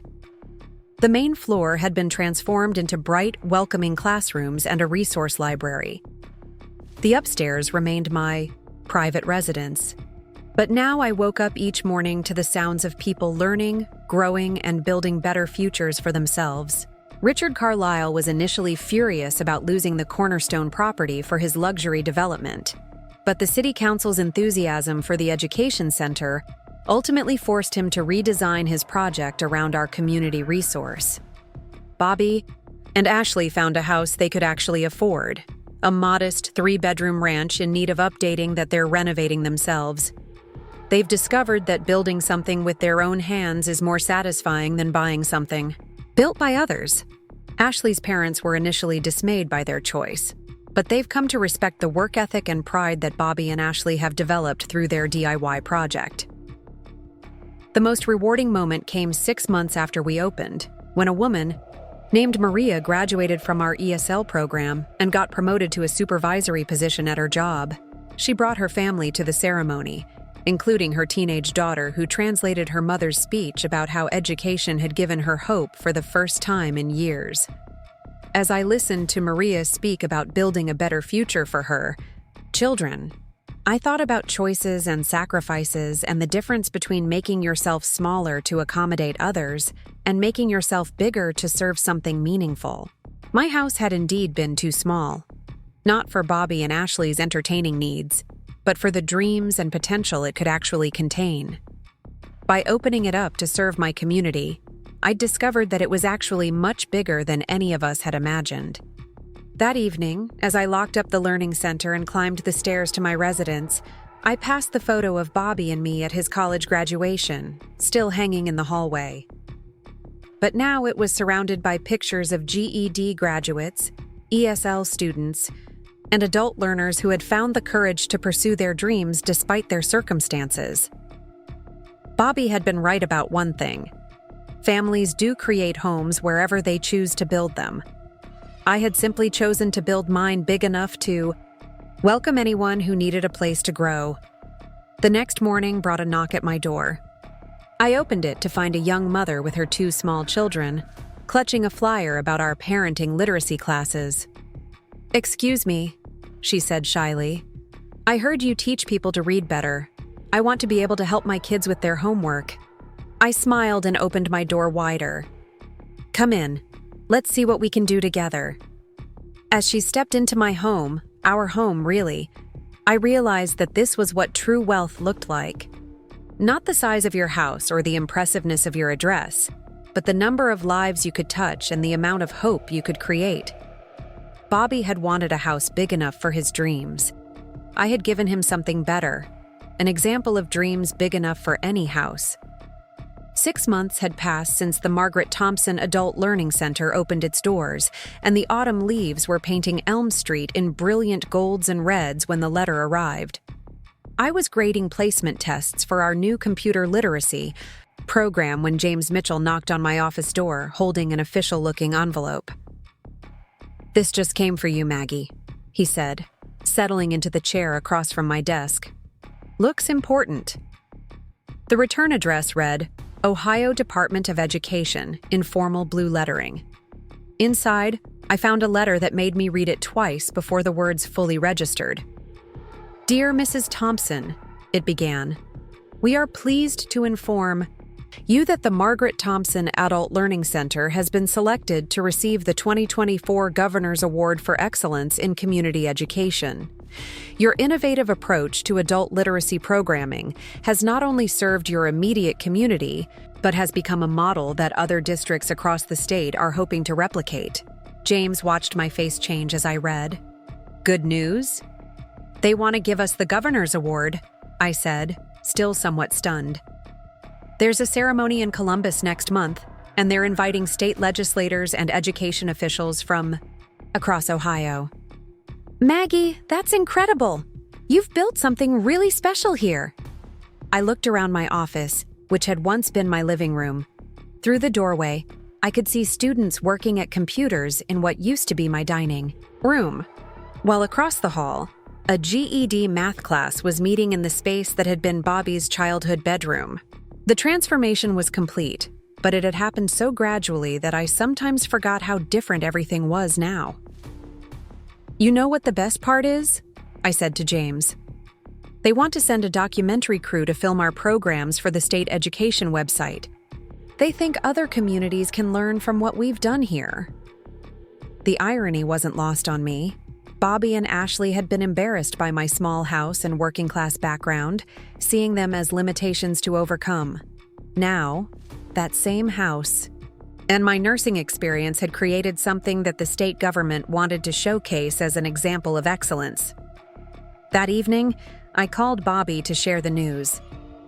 He and Ashley had been regular volunteers at the center for months now, and their perspective on community service had shifted dramatically. "Mom, that's amazing." Bobby's voice carried genuine pride and excitement. "The Governor's Award? Do you realize how big this is?" "I'm starting to," I admitted. "Though I have to say, when I decided to do this, I never imagined it would grow this way." "Have you thought about what you're going to say at the ceremony?" I hadn't, actually. The letter mentioned that I'd be expected to give remarks about the program's development and impact. The idea of speaking to state officials and education leaders was both thrilling and terrifying. "I suppose I should prepare something meaningful," I said. "You should talk about the people," Bobby suggested, "about Maria and her promotion, about Frank finally getting his GED at 58, about all the families who've been helped." It struck me how much Bobby had changed over these months. The man who had once been embarrassed by my working-class limitations now understood the value of the work we were doing with working-class families who needed support and opportunities. "Bobby, I want to ask you something, and I need you to be honest with me." "Of course." "Are you happy? Really happy with how things turned out?" There was a pause before he answered. "Mom, I'll be honest. When you first told us about the Learning Center, I was angry. I felt like you were choosing strangers over family, and I couldn't understand why you'd give up that kind of money. And now? Now I realize you didn't choose strangers over family. You chose to expand your definition of family to include everyone who needed what you had to offer. And watching you do this work, seeing how fulfilled you are, I understand that you made the right choice for yourself." His words meant more to me than any official recognition could. For months after my decision, I'd worried that I'd permanently damaged my relationship with Bobby, that he'd see my choice as a rejection of him rather than an affirmation of my own worth.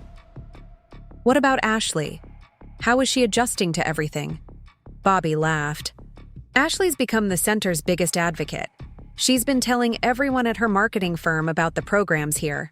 In fact, she's been working on a proposal to help us apply for federal grants to expand. Really? She says working here has taught her more about real marketing than anything she learned in college. She's discovered there's a difference between selling people things they don't need and connecting people with resources that can change their lives. After we hung up, I walked through the learning center in the quiet evening light. In the main classroom, someone had left a handwritten note on the whiteboard. "Thank you for believing I could learn." It wasn't signed, but I recognized the careful lettering of one of our ESL students who'd been practicing her writing skills. These small moments of gratitude had become the real rewards of my work. More valuable than any award or recognition was the knowledge that people were leaving our center with skills and confidence they'd never had before. The next morning brought an unexpected visitor. I was reviewing curriculum materials when Carol Henderson knocked on my office door, but this time she wasn't alone. With her was a tall woman in her 40s with graying hair and kind eyes. "Margaret, I'd like you to meet Dr. Susan Martinez from the University of Ohio's Education Department," Carol said. "She's been following the success of your program." Dr. Martinez stepped forward with a warm smile. "Mrs. Thompson, I've been hearing remarkable things about what you've accomplished here. Your model of community-based adult education is exactly what we've been hoping to see implemented across the state." We settled into my office, and Dr. Martinez explained that the university was developing a new graduate program in community education leadership. They wanted to use our center as a primary field placement site and were hoping I might consider teaching some courses based on my practical experience. "Teaching?" I repeated, surprised by the suggestion. "Your background combines healthcare, education, and community development in a unique way," Dr. Martinez explained. "Graduate students need to learn from practitioners who've actually built successful programs, not just academics who study them." The conversation continued for over an hour, with Dr. Martinez outlining possibilities I'd never considered. Teaching at the university level, consulting with other communities wanting to establish similar programs, even the potential for writing about our model for education journals. After she left, I sat in my office thinking about paths not taken and new, roads opening up. At 62, I was being offered opportunities that would have seemed impossible just a year ago when I was living as a displaced person in my own home. That afternoon, Ashley stopped by to work on grant applications. She'd become remarkably skilled at writing funding proposals, discovering that her marketing background translated well to persuasive nonprofit writing. "Mrs. Thompson, I wanted to talk to you about something," she said, settling at the computer in what used to be my kitchen.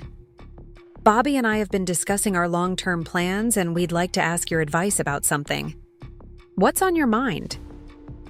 "We've been saving money by doing our own renovations, and we've discovered we really enjoy the work. We're thinking about starting a small business doing affordable home improvements for working families." I looked at Ashley, remembering the young woman who'd been so concerned about impressing her parents with luxury accommodations and social status. The person sitting across from me now was talking about serving working families rather than trying to escape from that background. "That sounds like a wonderful idea," I said.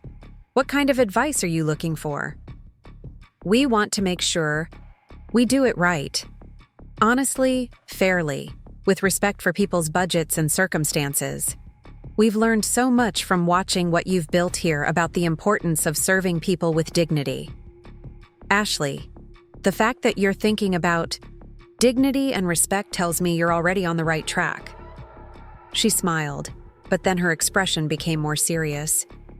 "Mrs. Thompson, I owe you a deeper apology than I ever gave you.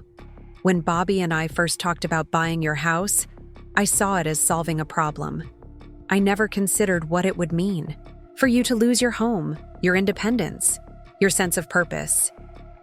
You didn't know, I said gently. You couldn't have known because I'd spent so many years defining myself only as Bobby's mother that I'd forgotten I was anything else. But that's not an excuse for our selfishness. We were so focused on what we wanted that we never asked. What you wanted. Ashley, the beautiful thing about mistakes is that they're opportunities to learn and grow. Look at what you and Bobby are building now, both in your marriage and in your plans for the future. You're creating something based on service rather than status, and that's going to bring you more satisfaction than any impressive house ever could. That evening, as I was locking up the center, I found Frank Rodriguez waiting by the front door. Frank was 58 years old and had been working construction his entire adult life, but he'd never learned to read well enough to pass the contractor's licensing exam. After 6 months in our program, he'd not only passed the exam but started his own small contracting business. "Mrs. Thompson, I wanted to give you this," he said, handing me a small wrapped package. "It's not much, but I wanted you to have something, to remember what this place means to people like me." Inside the package was a wooden plaque with carefully carved letters that read, "Home is where you help each other grow." Below the words was a small metal plate, made by Frank Rodriguez, licensed contractor, graduate of Margaret Thompson Adult Learning Center. "Frank, this is beautiful," I said, touched by the craftsmanship and the sentiment. "I made it in my new workshop," he said proudly. "First thing I've ever made with my own business name on it.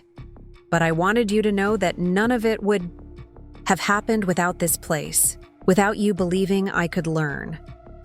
After Frank left, I hung the plaque in my office and thought about the different definitions of home I'd discovered over the past year. Bobby and Ashley had seen home as a status symbol, a reflection of their success and aspirations.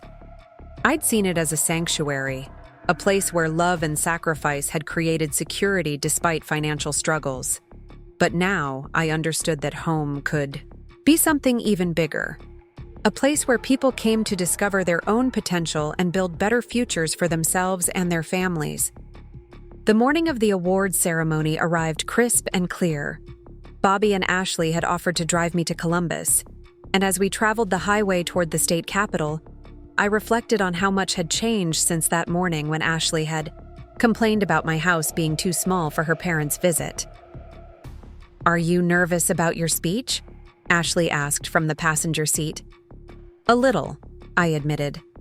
"But I've been thinking about what I want to say, and I think I know how to explain what we've accomplished."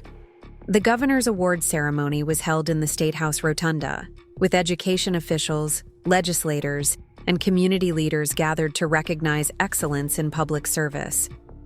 As I sat listening to the introductory speeches, I thought about all the people who should have been there with me. Maria, who was now supervising a team at her job. Frank, whose contracting business was thriving. The dozens of students who discovered they were capable of more than they'd ever imagined.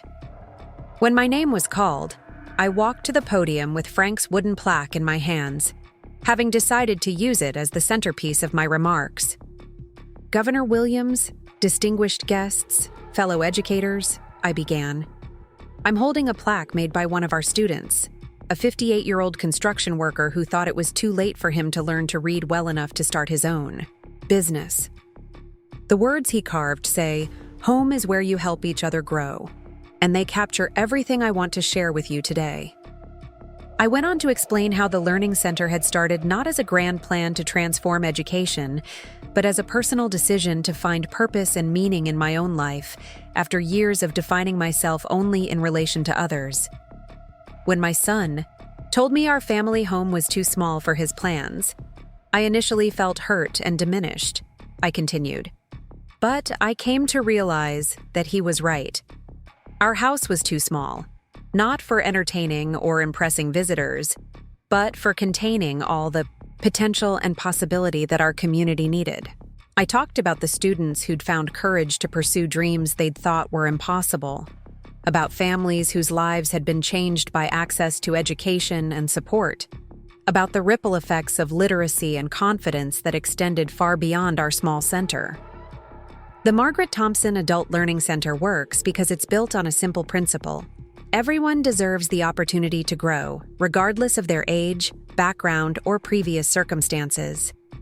When we create spaces where people can help each other grow, we're not just improving individual lives, we're strengthening entire communities. As I concluded my remarks and accepted the award, I saw Bobby and Ashley in the audience, both wiping away tears. Later, as we drove home through the Ohio countryside, Bobby reached over from the back seat and squeezed my shoulder. "Mom, I'm so proud of what you've built, and I'm proud to be your son." "Even though I gave away your inheritance?" I asked, only half joking. "You didn't give away my inheritance," he said seriously. "You showed me what real inheritance looks like. It's not money or property, it's the example of how to live a meaningful life." That evening, we celebrated at the Learning Center with students, volunteers, and community supporters. James Mitchell had organized a potluck dinner, and the main classroom was filled with people sharing food and stories about how the center had impacted their lives. As I looked around the room at this community we'd built together, I thought about the conversation that had started it all. Bobby had said my house was too small for his wife, and he'd been absolutely right. It had been too small for Ashley's vision of entertaining and impressing others. But it had been exactly the right size for something much more important: creating a space where people could discover their own worth, develop their potential, and build better futures for themselves and their families. Dr. Martinez approached me as the evening was winding down. "Margaret, I hope you've given more thought to our conversation about teaching. The university would be honored to have you develop our community education curriculum." "I've been thinking about it," I said. "And I think I'd like to try. But I'd want to continue working here as well." "Of course, we'd structure it so you could teach one class per semester while maintaining your role here. Think of it as sharing your model with the next generation of community educators." As the last guests left and we finished cleaning up, I stood in my office looking at the Governor's Award on my desk next to Frank's wooden plaque. Tomorrow, we'd start another week of classes, another cycle of people discovering they were capable of more than they'd ever imagined. Bobby and Ashley stopped by my office to say goodnight. "Mrs. Thompson," Ashley said, "I know we've said this before, but I want to say it again. Thank you for showing us what really matters. Our business plan for the home improvement company is based entirely on principles we learned from watching you work here." "What principles are those?" "Treating people with dignity regardless of their circumstances, believing in their potential even when they don't believe in it themselves, and understanding that success isn't about what you accumulate, it's about what you contribute." After they left, I walked through the center one more time before heading upstairs to my residence. In the main classroom, someone had written on the whiteboard, "Thank you for making this house big enough for all our dreams." I smiled, thinking about how perfectly that captured everything we'd accomplished. My house hadn't grown in square footage, but it had expanded infinitely in purpose and possibility. As I climbed the stairs to my apartment, I passed the photo gallery that now lined the hallway. Pictures of GED graduates, ESL students receiving certificates, families celebrating, educational milestones. Each image represented a life changed, a dream realized, a future brightened. The next morning brought a new group of students for intake interviews, people who'd heard about our programs and wanted to start their own educational journeys.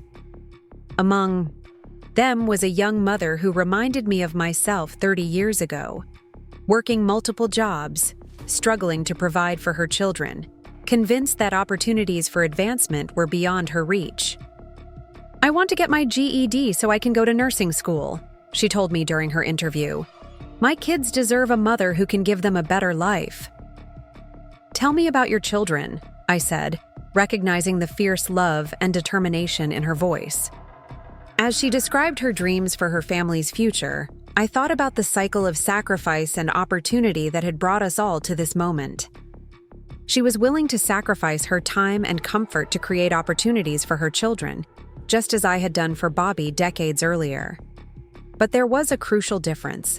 Unlike my experience, her sacrifice wouldn't require her to diminish herself or accept limitations.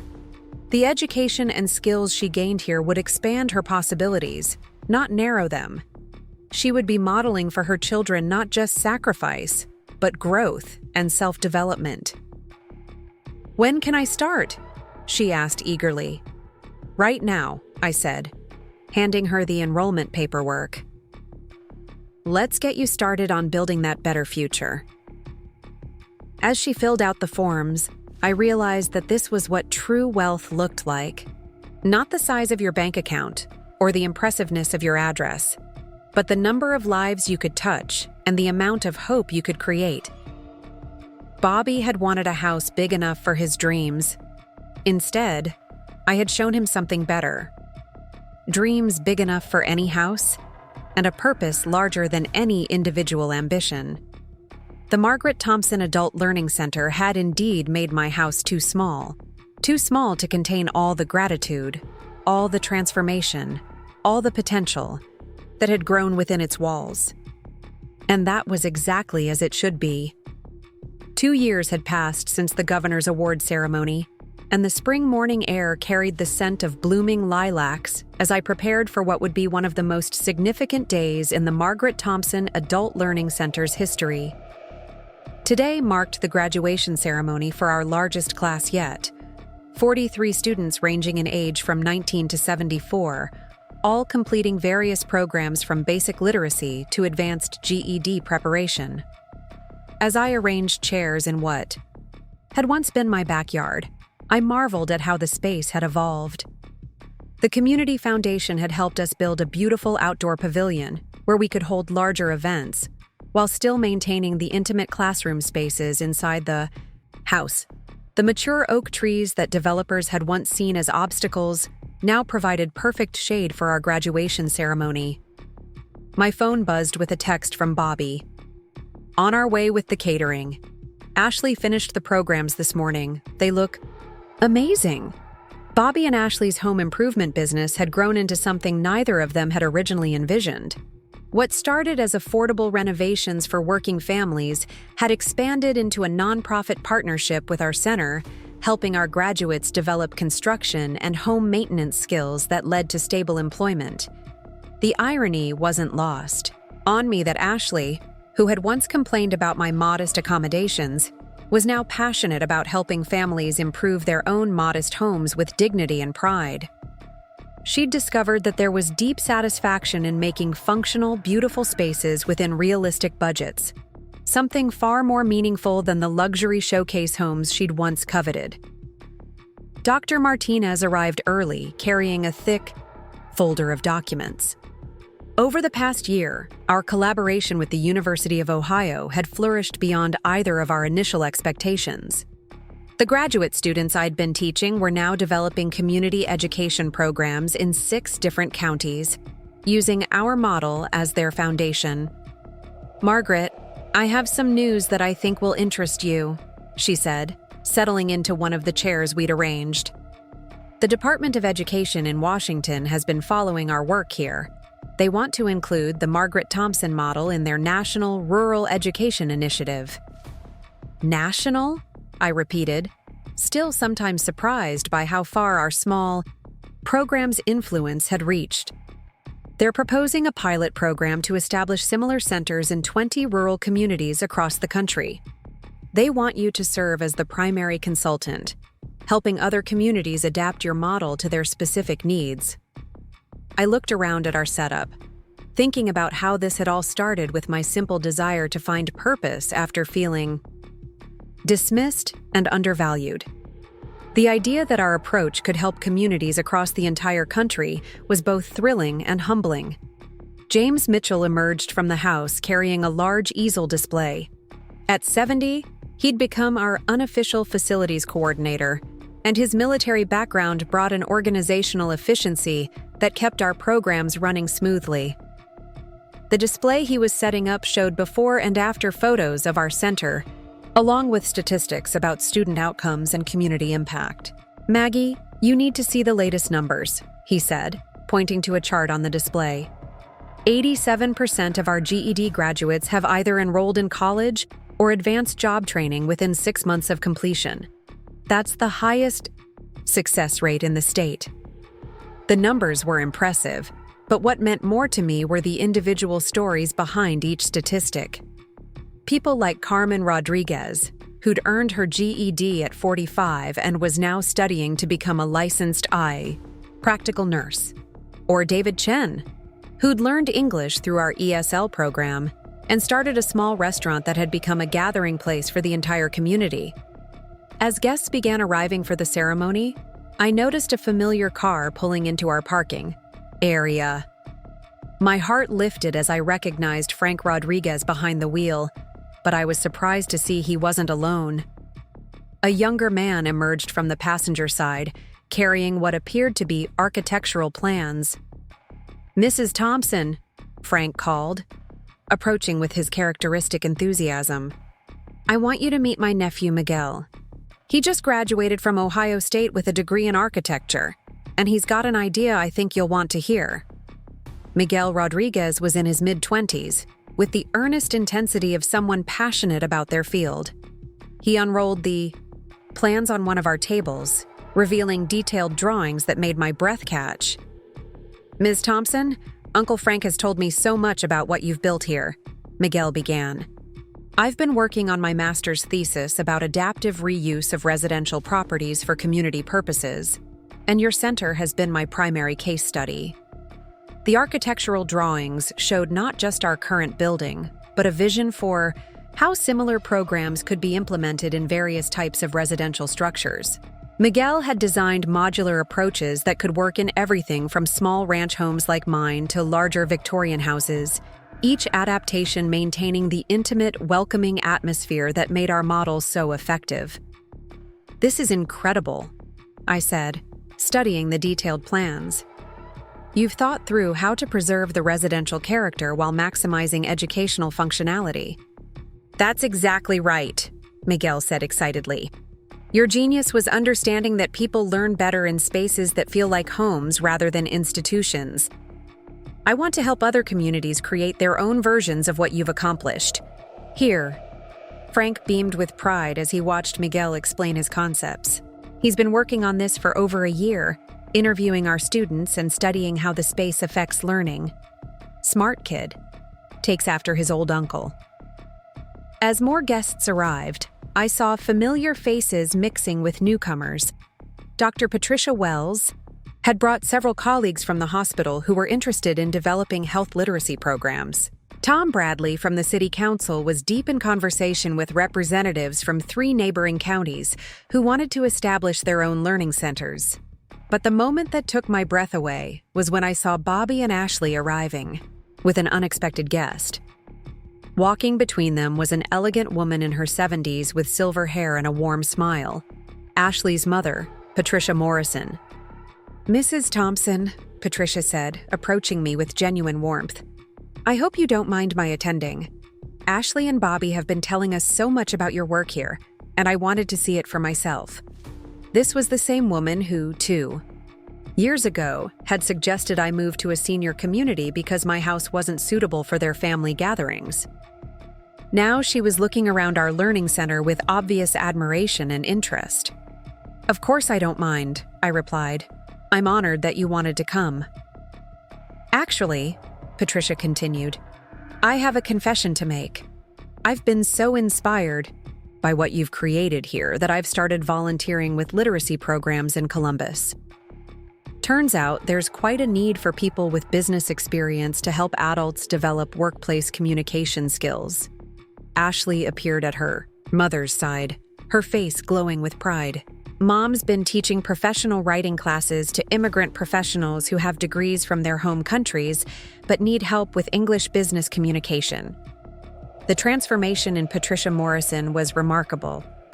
The woman who had once been concerned about status and appearances, was now dedicating her time to helping immigrants navigate professional environments. She'd discovered the same satisfaction that I'd found in using her skills and experience to serve others, rather than just maintaining her own comfort. "Mrs. Thompson," Patricia said, lowering her voice slightly, "I owe you an apology that's long overdue. 2 years ago, I made assumptions about you and your lifestyle that were completely wrong. I was so focused on what I thought success should look like that I couldn't see the real value of what you'd built here." "Patricia, that's very kind of you to say, but please let me finish," she interrupted gently. "Watching my daughter and son-in-law discover purpose and meaning through their work with your center has taught me something important. Real success isn't about accumulating things or impressing others. It's about contributing something valuable to the world." As the ceremony began, I stood at the podium looking out at an audience that represented everything our center had achieved. Our 43 graduates sat in the front rows, many with their families beside them. Behind them were community leaders, university partners, volunteers, and supporters who had helped make our work possible. But what moved me most were the current students who had come to celebrate their classmates' achievements. People like Rosa Martinez, a grandmother who was learning to read so she could help her grandchildren with homework. Or James Walker, a veteran who was using our computer literacy program to start an online business selling handmade furniture. 2 years ago, I began my remarks, this house was considered too small for the dreams of the people who lived here. Today, it has become home to dreams bigger than any of us could have imagined. I talked about the students who had discovered capabilities they never knew they possessed, about families whose lives had been transformed by access to education and support, about the ripple effects of literacy and confidence that were strengthening our entire community. But the most important thing I've learned, I continued, is that size isn't measured in square feet or dollar amounts. It's measured in possibility, in hope, in the number of lives we can touch, and the amount of potential we can help people discover in themselves. As I called each graduate's name and handed them their certificates, I saw the pride and determination in their faces. These were people who had overcome significant obstacles to reach this moment. Single mothers balancing work and study, older adults confronting decades of educational insecurity, immigrants navigating language barriers while pursuing their dreams. The ceremony's highlight came when Carmen Rodriguez approached the podium to deliver the student speech. 2 years ago, she had been a quiet woman working multiple cleaning jobs to support her 3 children. Today, she stood confidently before the crowd, preparing to start nursing school in the fall. "Before I came to the Margaret Thompson Center," Carmen said, her voice clear and strong, "I thought education was something for other people who were smarter than me, people who had more time, people who deserved chances I didn't think I deserved." She paused, looking around at her fellow graduates. "Mrs. Thompson and everyone here taught me that education isn't about deserving. It's about deciding that you're worth the effort, deciding that your dreams matter, deciding that it's never too late to become who you were meant to be." As Carmen continued her speech, I noticed Ashley wiping away tears. Later, she would tell me that Carmen's words reminded her of her own journey over the past 2 years, how she'd discovered that her marketing skills were most fulfilling when used to help others achieve their goals rather than simply to generate profit. The afternoon reception in our garden pavilion was filled with conversations about the future. Miguel Rodriguez was surrounded by community leaders eager to learn about implementing similar programs in their areas.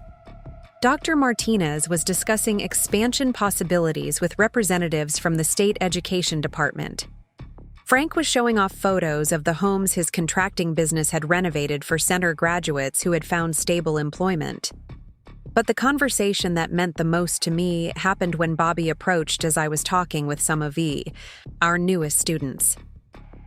"Mom," he said, putting his arm around my shoulders, "I have something I want to tell you, and I want these folks to hear it too."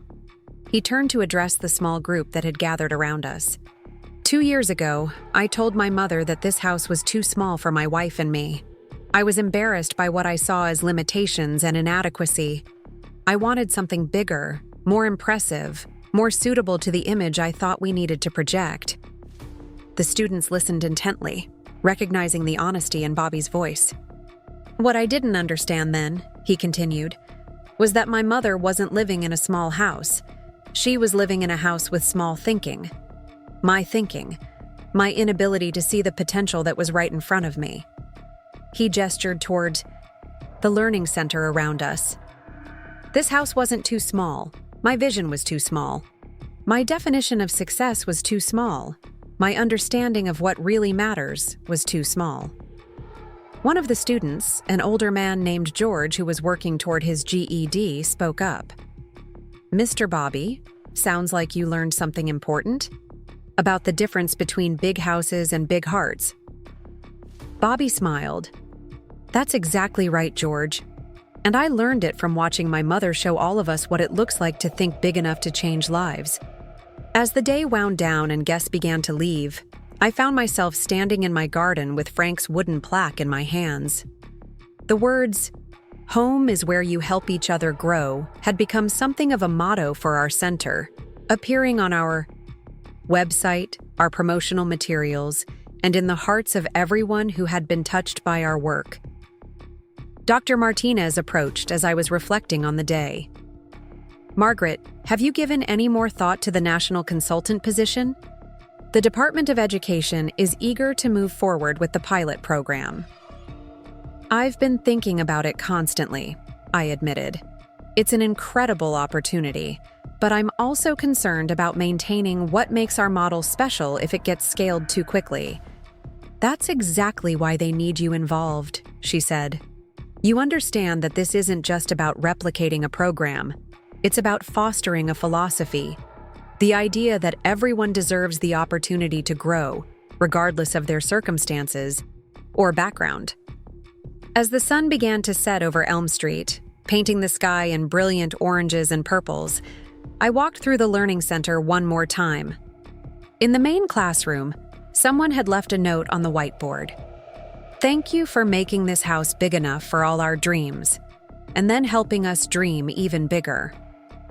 That evening, as I sat in my upstairs residence with a cup of tea and the day's program from the graduation ceremony, I reflected on the journey that had brought us all to this moment. 2 years ago, I had been a woman feeling displaced and diminished in her own home, accepting the judgment that my life's work was somehow inadequate and embarrassing.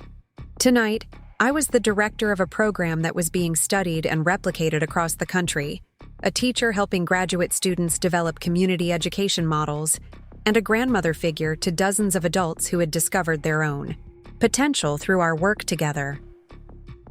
The house on Elm Street had indeed been too small, not for Bobby and Ashley's entertaining needs, but for the dreams and possibilities it could actually contain. By opening it up to serve my community, I had discovered that it could hold more hope, more transformation, more purpose than any of us had ever imagined. My phone rang, interrupting my reflections. The caller ID showed a number I didn't recognize, but when I answered, a young woman's voice filled with excitement greeted me. "Ms. Thompson, this is Sarah Chen from the Department of Education in Washington. I'm calling about the national pilot program we discussed. We've just received approval for the full 20-site initiative, and we're hoping you can start the consultant work as soon as possible." As Sarah outlined the scope of the national program, 20 rural communities, comprehensive training programs, substantial funding for equipment and staffing, I found myself both thrilled and somewhat overwhelmed by the magnitude of what we were being asked to undertake. "Ms. Thompson, are you still there?" Sarah asked after I'd been quiet for a moment. "I'm here," I said. "I'm just amazed by how much this has grown from what started as a very personal decision to find purpose in my own life." "That's exactly what makes your model so powerful," Sarah replied. "It's authentic. It comes from real understanding of what people need, not from theoretical frameworks or bureaucratic mandates." After we hung up, I walked out onto my small balcony overlooking the garden where we'd held the graduation ceremony. The pavilion was quiet now, chairs stacked and tables cleared, but I could still feel the energy of celebration and hope that had filled the space just hours earlier. Tomorrow would bring new students, new challenges, new opportunities to help people discover their own potential. The week after that, I would begin working with the first communities selected for the National Pilot Program, helping them adapt our model to their unique circumstances and needs. But tonight, I simply stood in the darkness, surrounded by the scent of blooming flowers and the satisfaction of work well done, grateful for the journey that had taught me the difference between a house that's too small and dreams that are big enough to change the world. The Margaret Thompson Adult Learning Center had made my house too small in the most wonderful way possible. Too small to contain all the gratitude, all the transformation, all the hope that had grown within its walls. And that expansion would continue, rippling outward to touch communities across the country where other people would discover that they, too, were capable of much more than they had ever imagined. As I prepared for bed, I passed the photo gallery in my hallway, now expanded to include pictures from today's graduation ceremony. Each image represented not just individual achievement, but proof that when we create spaces where people can help each other grow, there's no limit to the possibilities that can unfold. Bobby had been right all those years ago. This house was too small for the magnitude of dreams it could nurture, too small for the scope of lives it could change, too small for the legacy of hope and transformation that would continue long after I was gone. And that was the most beautiful truth of all. Up next, you've got 2 more standout stories right on your screen. If this one hit the mark, you won't want to pass these up. Just click and check them out.